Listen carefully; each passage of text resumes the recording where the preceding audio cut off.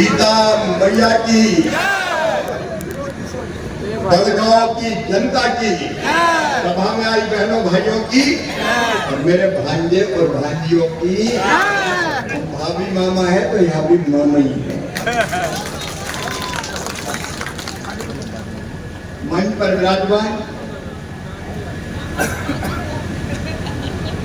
हमारे लोकप्रिय नेता और मंत्री, उनका भाषण बहुत जोरदार चल रहा था, लेकिन मेरी भी फ्लाइट थी तो जल्दी मैंने थोड़ा खत्म किया। हरि अनंत हरि कथा अनंता, हरि सहनी जी हमारे लोकप्रिय सांसद और सचमुच में मखाना बोर्ड के गठन में जिनकी बहुत महत्वपूर्ण भूमिका रही है। आपके सुख के दुख के साथी आदरणीय गोपाल ठाकुर जी, पूर्व केंद्रीय मंत्री, पार्टी के वरिष्ठ नेता और पूर्व सांसद आदरणीय संजय पासवान जी, हमारी बहन जो अभी विधायक है सवर्णा सिंह जी, मैं उनका अभिनंदन करता हूं। ये भारत की धरती है जहां नारी त्याग और तपस्या की प्रतिभा मानी गई है। सीता मैया ने भगवान राम के वनवास के लिए राजमहल छोड़ दिया अयोध्या का और राम के संग चली। सुवर्णा ने भी अपना एमएलए का पद छोड़ दिया और कहा कि अब सुजीत कुमार जी, और सुजीत भी ऐसी नहीं ये पहले करते थे सरकार की नौकरी, अभी मैं क्या सरकार की नौकरी नहीं करूंगा, अब मैं जनता की नौकरी करूंगा। सुजीत जी सरकारी नौकरी तो सरकारी नहीं, जनता की सेवा से बड़ी और कोई नौकरी हो नहीं सकती। मैं आपको बधाई देता हूँ। जिलाध्यक्ष हमारे भाई विजय पासवान जी, माधव कुमार जी, राजकिशोर जी, मणिकांत जी, सुरेश गुप्ता जी, जदयू के अध्यक्ष, सभी मंडल अध्यक्ष, प्रखंड अध्यक्ष भाजपा, जदयू और एनडीए के बड़गांव में उपस्थित मेरी बहनों, मेरे भाइयों, भांजे भांजियों, आप सबको दोनों हाथ जोड़कर शीश झुका के प्रणाम करता हूं। आज मिथिला की पाल आपने मेरा सम्मान किया और मिथिला में पाठ से बड़ा सम्मान और कोई हो नहीं सकता। मैं आपको वचन देता हूं बड़गांव और आसपास के बहनों भाइयों, मिथिला की शान, आपका मान और जनता का सम्मान कभी जाने नहीं दूंगा। ये पाग मैंने सिर पर धारण की है, इसको बारंबार प्रणाम करता हूं और एक ही लक्ष्य है।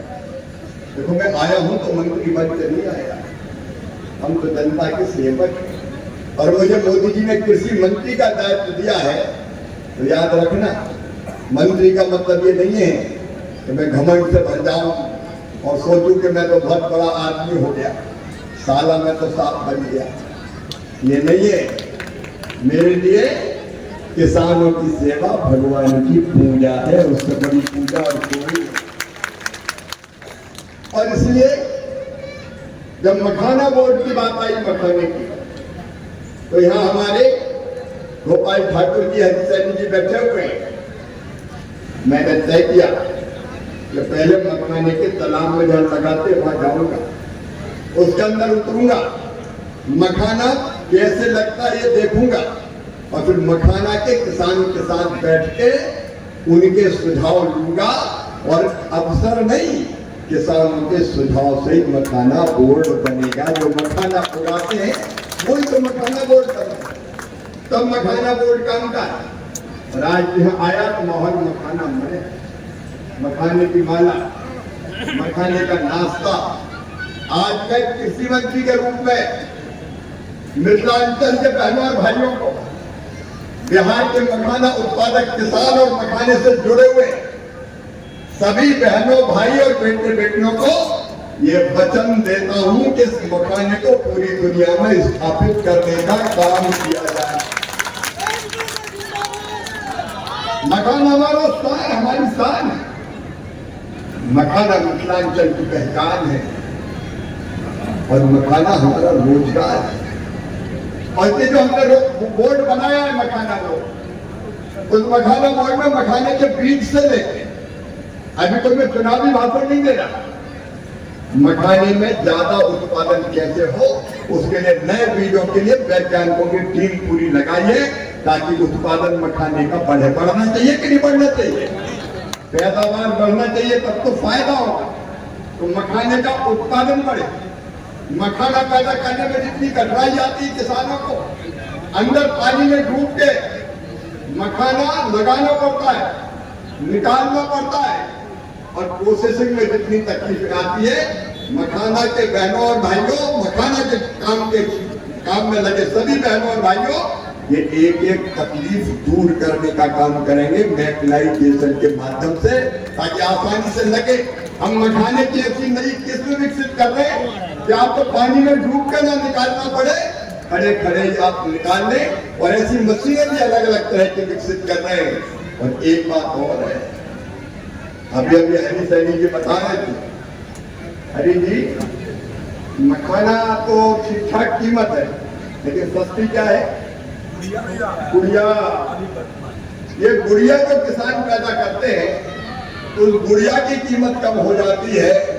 तो अब मैं आज ये भी कह के जा रहा हूं कि मखाना और गुड़िया, इनकी कीमत में ज्यादा अंतर नहीं रहने दूंगा, क्योंकि गुड़िया तो किसान को तो गुड़िया ही का दाम मिलता है, बाद में प्रोसेसिंग करते हैं व्यापारी, कमाए हर एक आदमी, लेकिन किसान को घाटा ना हो, गुड़िया के दाम उसको ठीक मिलना चाहिए, जिससे काम का प्रबंध किया जाएगा। ये हमारी जिंदगी है। देखो राजनीति का, हम राजनीति इसलिए करने नहीं आए तो बड़ी कुर्सियों पर बैठ जाए, जनता की सेवा के लिए राजनीति, आपकी जिंदगी बदलने के लिए राजनीति, नौजवान बेटा बेटियों की रोजगार के लिए राजनीति, बेहतर शिक्षा के लिए राजनीति। आपके चेहरे पर होठों पर मुस्कुराहट आ गई तो हमारी जिंदगी सफल हो गई। बहनों और भाइयों, ये मान के हम राजनीति करते हैं, इसलिए मैं किसी को गाली देने नहीं आया।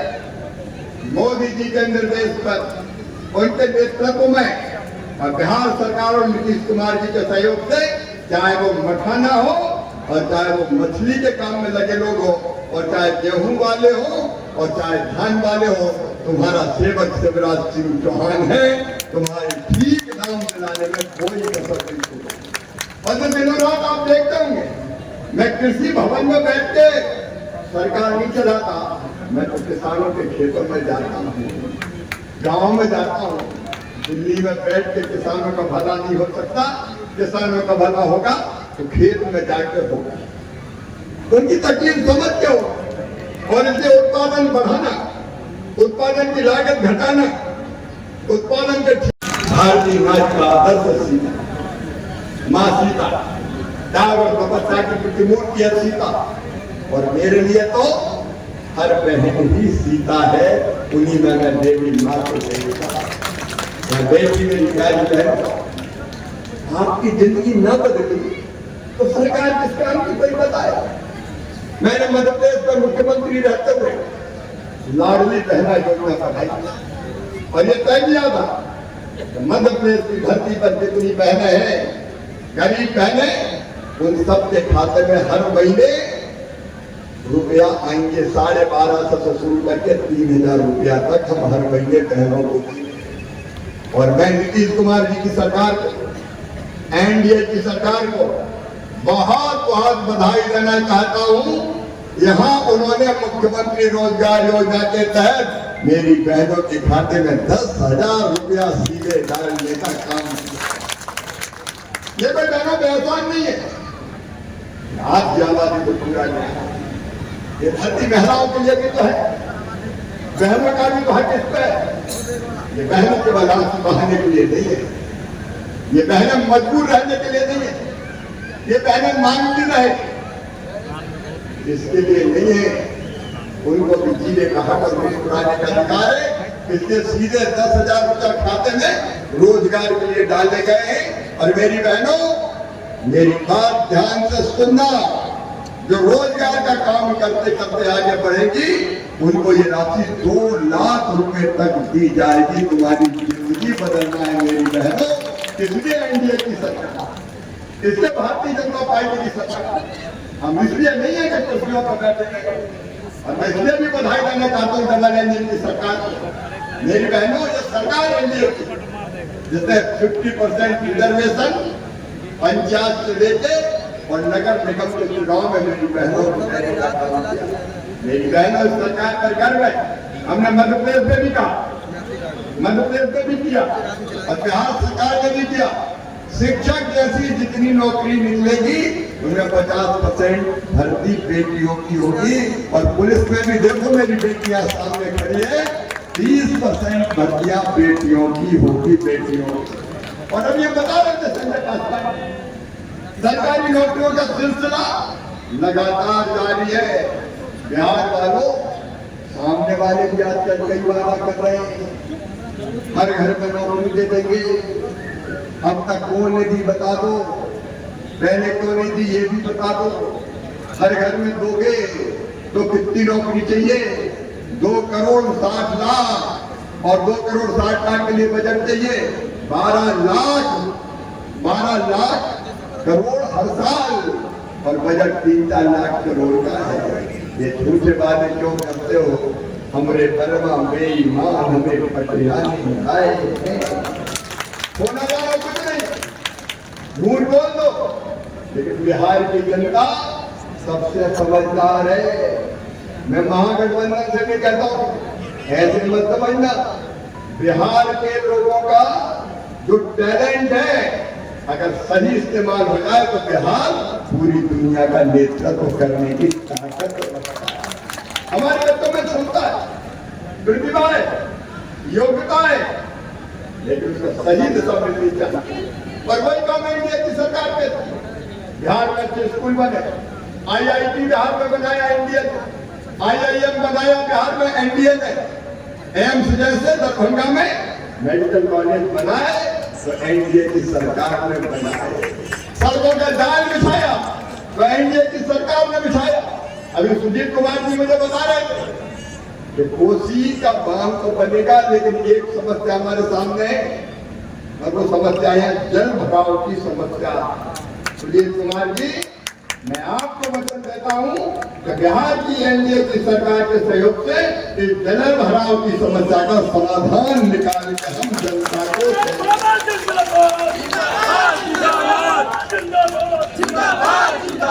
जनता की तकलीफ दूर करने के लिए तो राजनीति करते हैं, और कोई कारण दूसरा नहीं है राजनीति। आज कोसी का बांध भी बनेगा, कोसी के पानी को फालतू बहते नहीं जाने देंगे, वो किसान के सूखे खेतों की प्यास भी बुझाएगा, लेकिन वो पानी ऐसा न भरेगा कि कहीं की जिंदगी बर्बाद कर दे। उसकी निकास का भी व्यापक प्रबंध किया जाएगा। एक जमाना था न सड़कें थी, न बिजली थी, न पानी था, लेकिन आज अगर मैं एक शब्द में कहूँ तो हम काय के लिए काम कर रहे हैं?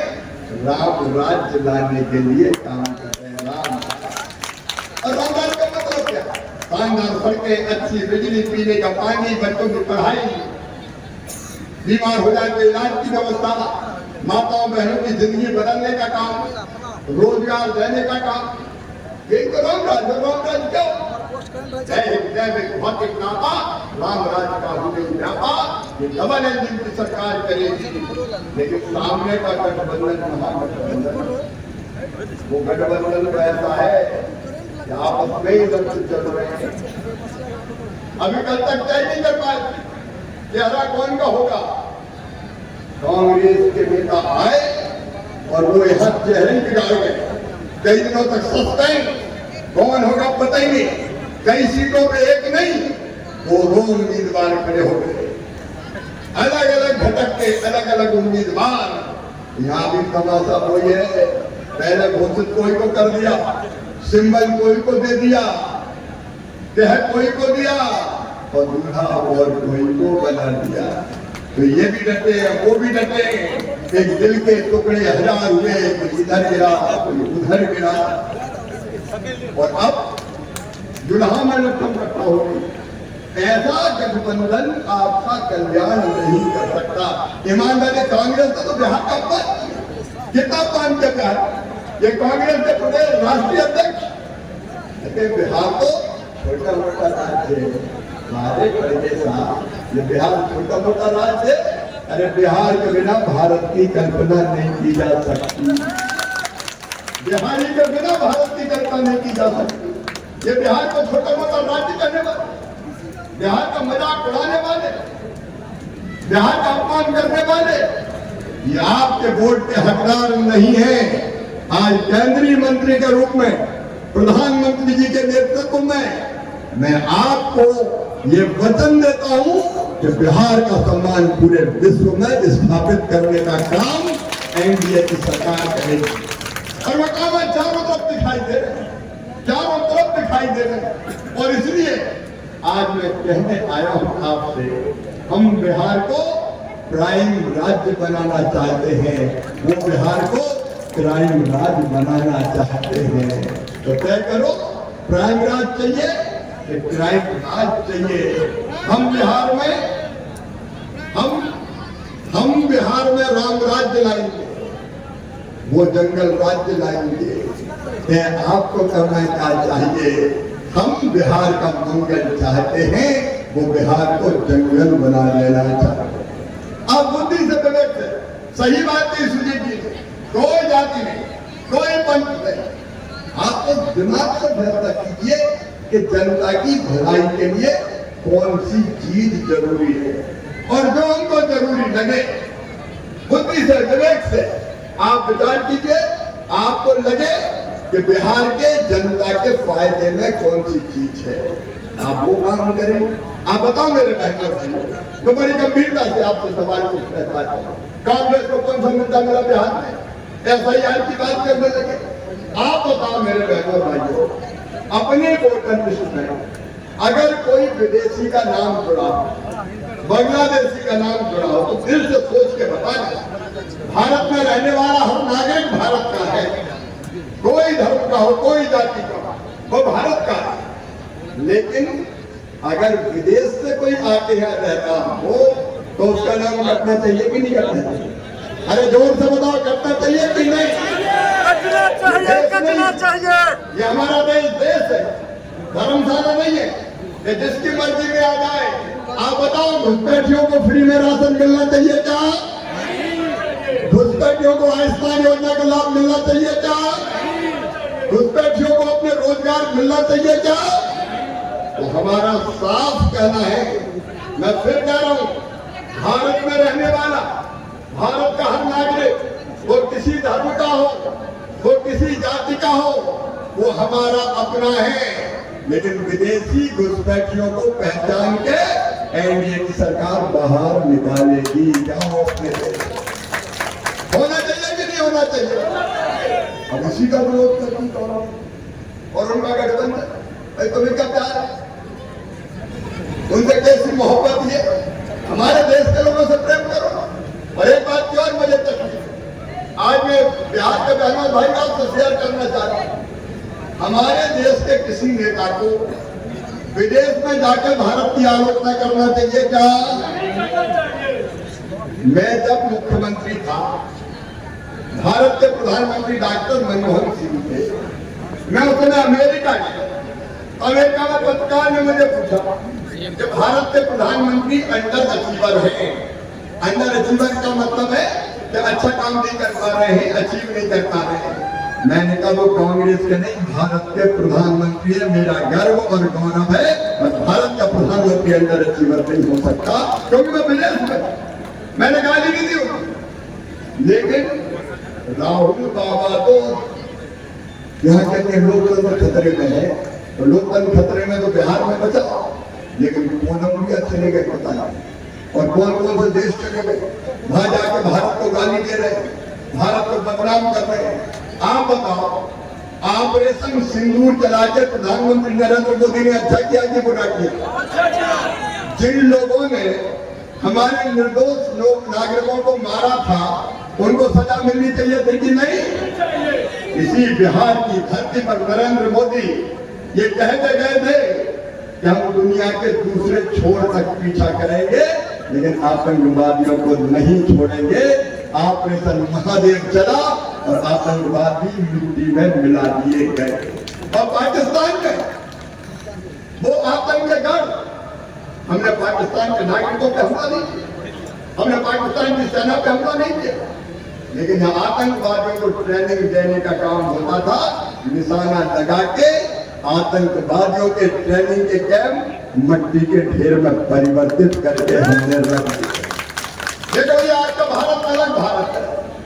एक जमाना था जब भारत का दुनिया में मान सम्मान घटाने का काम यूपीए की सरकार ने किया, लेकिन आज प्रधानमंत्री नरेंद्र मोदी जी के नेतृत्व में एक वैभवशाली भारत, एक गौरवशाली भारत, एक संपन्न भारत, एक समृद्ध भारत, एक शक्तिशाली भारत, आत्मनिर्भर भारत और विकसित भारत का निर्माण हो रहा है। मेरे बिहार के बहनों और भाइयों, कभी दुनिया में हम सबसे निचली अर्थव्यवस्था थे, लेकिन आज गर्व है मुझे कहते हुए, जिन अंग्रेजों ने हम पर राज किया उनको पीछे हमने छोड़ दिया। हमारी अर्थव्यवस्था आज दुनिया की चौथी सबसे बड़ी अर्थव्यवस्था बन गई।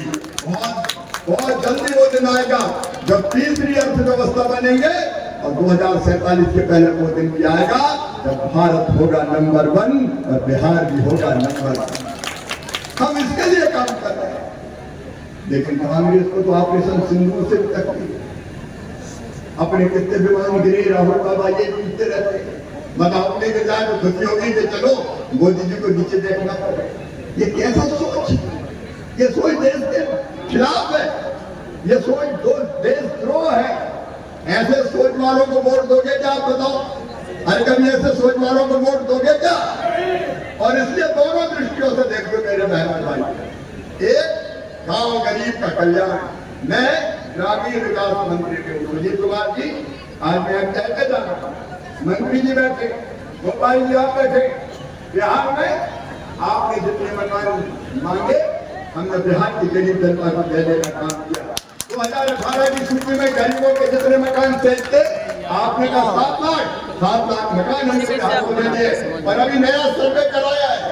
मेरे गरीब बहनों और भाइयों, आज ग्रामीण विकास मंत्री हूं मैं भारत सरकार का। साथ सुन लेना, हमारा संकल्प है मोदी जी का, किसी भी गरीब को कच्चे मकान में नहीं रहने देंगे, हर एक का पक्का मकान बनाया जाएगा।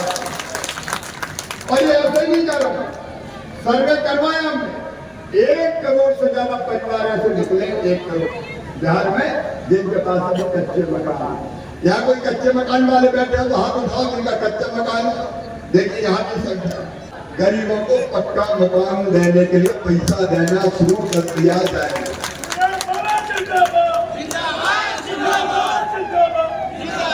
बोलो जिनके कच्चे मकान उनको पक्का होना चाहिए कि नहीं? गरीबों को जीने का हक है भाई, उनके बच्चों को भी तो ऐसे घर में रहने दो, सर्दी में बरसात में गर्मी में वो चैन से बैठ सके, पढ़ाई लिखाई कर सके, तब तक घरों में रहे। और इसलिए गरीब की जिंदगी बदलने के लिए एनडीए की सरकार, भारतीय जनता पार्टी की सरकार ये निवेदन कर रहा हूँ। और मेरी बहनों, एक बात मेरी साफ सुन लेना, विभाग मेरी बात इसलिए मैं कह रहा हूँ, प्रधानमंत्री जी का संकल्प है हर बहन को लखपति दीदी बनाना। जीविका के माध्यम से नीतीश कुमार जी ने प्रयास किए। मेरी बहनों, स्वास्थ्य सहायता समूहों के माध्यम से हर बहन का काम धंधा चालू करना है।